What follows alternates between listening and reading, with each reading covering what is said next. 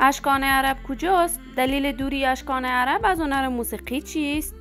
حمایت اشکان عرب توسط آریانا سعید و تحفه جدید اشکان عرب برای ملکه دلها آریانا سعید. ما در این ویدیو پیرامون همین موضوعات خواهیم پرداخت، پس در ادامه با ما باشید.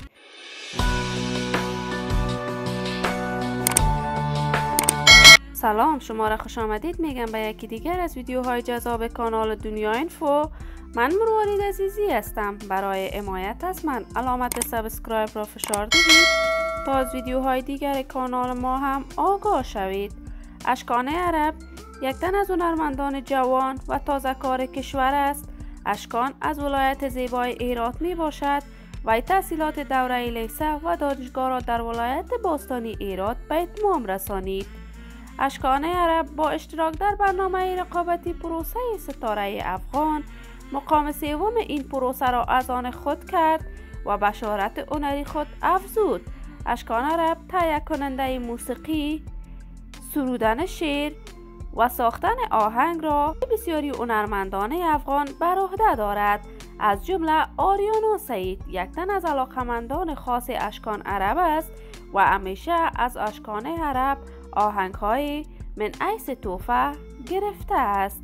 جدیداً آریانا سعید آهنگ جدید خود را به نام بابک تندان که تهیه شده اشکان عرب می باشد تحفه از طرف اشکان عرب گرفته است و این آهنگ در ظرف 2 روز بازدید میلیونی داشته است.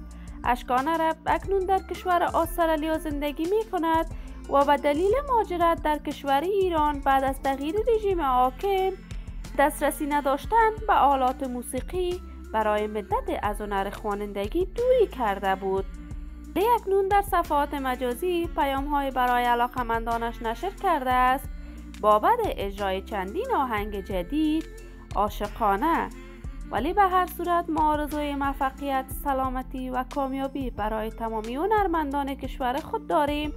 دوستان نهایت عزیز، شما هم نظریاتتان را در بخش کامنت با من شریک بسازید. اگر تا هنوز دوست کانال من نشدید، پس برای حمایت از خواهرتان علامت سابسکرایب را فشار دهید، ویدیوهای ما را لایک نموده و با دوستان خود به اشتراک بگذارید.